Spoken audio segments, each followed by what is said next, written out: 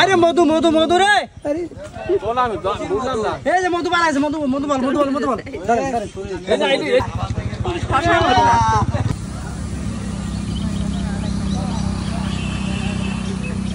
সুজলা সুফলা সুন্দর আমাদের এই দেশ। ৫৬,০০০ বর্গমাইলের এই দেশে আছে প্রায় ৯০,০০০ গ্রাম।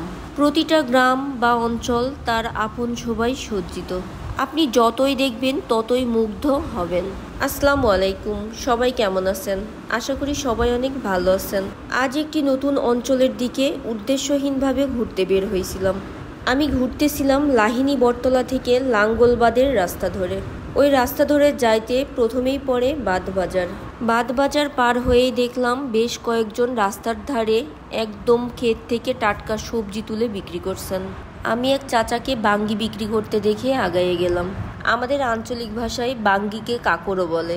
এই চাচাও দেখলাম কাকর বলছিলেন। উনি আমাকে একটা পছন্দ করতে বলছিলেন, তো আমি নিজেই তাকে বলছিলাম যে আপনি নিজেই একটা পছন্দ করে দেন।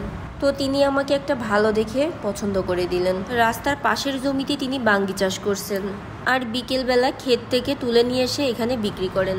এই জায়গাটা মোটামুটি অনেকটাই পরিচিত হয়ে গেছে। অনেকে এখান থেকে টাটকা সবজি কেনেন, বিশেষ করে আমার মতো পথচারীরা। ২০ টাকা দিয়ে এই বাঙ্গিটা কিনলাম আর আঙ্কেলকে বললাম যে আমি এখানেই কেটে খাবো। ইনি আমাকে তরমুজের মতো কেটে দেখাইলেন যে ভিতরে পাকছে কিনা, এবং কাটতে কাটতে ইনি সেই তরমুজালার ভাইরাল ডায়লগটাও দিয়েছিলেন, আরে মধু মধু মধু রে। পরে আমিও ভালো করে সুলে কেটে নিয়ে পাশে একটা টিউবওয়েল ছিল সেখান থেকে ধুয়ে নিলাম। এই যে পাশেই বাঙ্গি ক্ষেত আর রাস্তার ধারে বিক্রি করছে। তো আমরা রাস্তার পাশ থেকে কিনে এনে ওখান থেকেই শুলে এই যে এখানকার টিউবওয়েল থেকে ধুয়ে খাচ্ছি, একদম ফ্রেশ।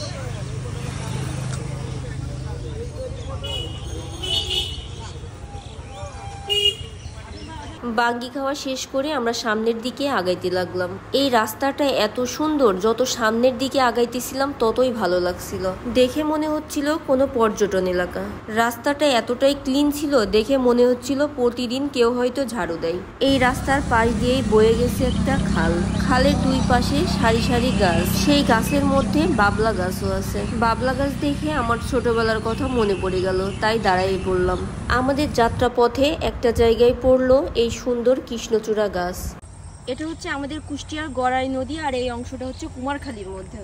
তো আমরা ঘুরতে ঘুরতে কুমারখালীর মধ্যে চলে আসছি। রাস্তা দিয়ে যাচ্ছিলাম, তো রাস্তা থেকেই নদীটা দেখা যাচ্ছিল, তো তার জন্য এদিকে চলে আসছি। যাইতে যাইতে আমরা পৌঁছাইলাম যদুবয়রা বাজারে। ঘুরতে ঘুরতে চলে আসছি যদুবয়রা। এদিকে হচ্ছে নাঙ্গলবাদ, এদিকে কুমারখালী, পিছনে কুষ্টিয়া, কুমারখালী রাফি। বাজারের মধ্যে শরবত খুঁজছিলাম, কিন্তু আমাদের চোখে না পড়াই আমরা জুস কিনে খাইলাম। তবে এত দূর এই বাজারে এসে একটা বিষয় খুবই ভালো লাগলো, একটা ভাইয়ার সঙ্গে দেখা হয়ে গেছিল। ভাইয়াটা নিয়মিত আমার ভিডিও দেখেন। তো অনেক অনেক ধন্যবাদ আপনাদেরকে, যারা এত দূর থেকে আমার ভিডিওগুলো দেখেন, ভালো ভালো কমেন্ট করেন।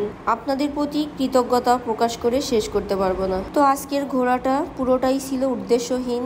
মনে হচ্ছিল যত দূর ভালো লাগে তত দূর পর্যন্ত ঘুরে আসবো। তো ঘুরতে ঘুরতে যেহেতু সন্ধ্যা হয়ে আসছিল, তাই আমরা যদুবয়রা বাজার থেকে ব্যাক করছিলাম। ইনশাল্লাহ আবার কোনো এক নতুন অঞ্চলে এভাবে উদ্দেশ্যহীনভাবে ঘুরতে ঘুরতে চলে যাব। আজকের ভিডিওটি এই পর্যন্তই। সবাই ভালো থাকবেন, সুস্থ থাকবেন। আল্লাহ হাফেজ।